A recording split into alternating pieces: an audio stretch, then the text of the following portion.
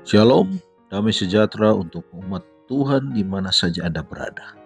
Malam hari ini mari kita bersama merenungkan lagi firman Tuhan. Kita berdoa. Bapa yang baik, terima kasih Tuhan untuk perlindungan-Mu. Saat kami akan membaca dan merenungkan firman, kami membutuhkan Kuasa Roh Kudus agar hati kami terbuka untuk mendengarkan nasihat firman-Mu. Terima kasih Tuhan, dalam nama Yesus Kristus kami sudah berdoa. Amin. Judul renungan malam ini, pandanglah perkara-perkara yang ajaib. Ayat renungan diambil dari kitab Ayub pasal 37 ayat 14. Firman Tuhan berkata, diamlah dan perhatikanlah keajaiban-keajaiban Allah. Orang yang saleh dan bertalenta melihat kenyataan-kenyataan yang kekal, tetapi sering mereka gagal untuk mengerti, sebab perkara-perkara yang terlihat menggelapkan kemuliaan dari yang tidak terlihat itu. Orang yang mau berusaha dengan sukses mencari harta yang terpendam itu harus meningkat lebih tinggi dari perkara-perkara dunia. Keinginannya dan segenap kemampuannya harus dikerahkan untuk mencari. Pelanggaran telah menutup pintu kepada sejumlah pengetahuan yang luas yang bisa diperoleh dari kitab suci. Pengertian berarti penurutan kepada hukum-hukum Allah. Kitab suci tidak boleh disesuaikan untuk menghadapi prasangka dan iri hati manusia. Ia dapat dimengerti hanya oleh orang yang mencari dengan rendah hati suatu pengetahuan tentang kebenaran agar mereka dapat mentaatinya.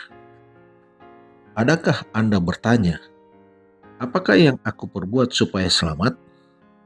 Engkau harus menyerahkan pendapat-pendapat yang telah ditetapkan terlebih dulu, ide-ide turunanmu serta yang sudah ditanamkan pada pintu penyelidikan. Jika Anda menyelidiki kitab suci untuk menunjukkan pendapat-pendapatmu sendiri, Anda tidak akan pernah menjangkau kebenaran. Selidikilah untuk memahami apa yang dikatakan Tuhan. Jika keyakinan timbul waktu Anda menyelidik, jika Anda melihat bahwa pendapat-pendapatmu yang disenangi tidak sesuai dengan kebenaran, jangan salah tafsirkan kebenaran itu untuk dicocokkan dengan kepercayaanmu sendiri, tetapi terimalah terang yang telah diberikan. Bukalah pikiran dan hati agar Anda dapat memandang perkara-perkara yang ajaib dari firman Allah. Iman dalam Kristus sebagai juru selamat dunia menuntut pengakuan dari pikiran yang telah diterangi, dikendalikan oleh hati yang dapat melihat dan menghargai harta surga itu. Iman ini tidak dapat dipisahkan dari pertobatan dan perubahan tabiat. Untuk mendapatkan iman berarti mencari dan menerima harta Injil, serta semua kewajiban yang menyertainya. Kita perlu penerangan dari Roh Kudus agar dapat melihat kebenaran-kebenaran dalam firman Allah.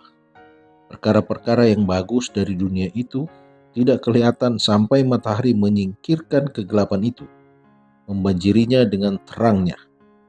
Demikianlah permata-permata di dalam firman Allah tidak akan dihargai sampai ia dinyatakan oleh cahaya benderang dari matahari kebenaran. Roh Kudus yang dikirim dari surga oleh kemurahan kasih yang maha kuasa mengambil perkara-perkara ilahi dan menyatakannya kepada setiap jiwa yang mempunyai iman kepada Kristus. Oleh kuasanya, kebenaran-kebenaran penting yang atasnya keselamatan jiwa itu bergantung, dimasukkan ke dalam pikiran dan cara hidup, dijadikan begitu jelas sehingga tidak seorang pun perlu keliru. Dikutip dari buku Seri Membina Keluarga, jilid 5 halaman 79 dan 80. Mari berdoa. Bapa di surga, kami berterima kasih Tuhan. Kasih-Mu begitu nyata dalam kehidupan kami. Menghadapi hari-hari kehidupan kami membutuhkan penolong Roh Kudus untuk selalu mengingatkan kami belajar lebih banyak tentang kebenaran melalui kitab suci. Agar kami boleh melihat, memandang perkara-perkara yang ajaib yang Engkau berikan dalam kehidupan kami. Tuntunlah kami Tuhan untuk menjadi anak-anak Tuhan yang lebih setia, dan kami boleh terus menurut akan firman-Mu. Terima kasih Tuhan untuk kesehatan dan kehidupan yang Kau berikan hari ini. Saat kami akan beristirahat malam kami, memohon perlindungan Tuhan agar kami boleh menikmati besok pagi dengan tubuh yang baru. Terima kasih Tuhan, menyertai istirahat malam kami. Dalam nama Yesus Kristus kami sudah berdoa. Amin. Selamat malam, selamat beristirahat. Tuhan Yesus memberkati.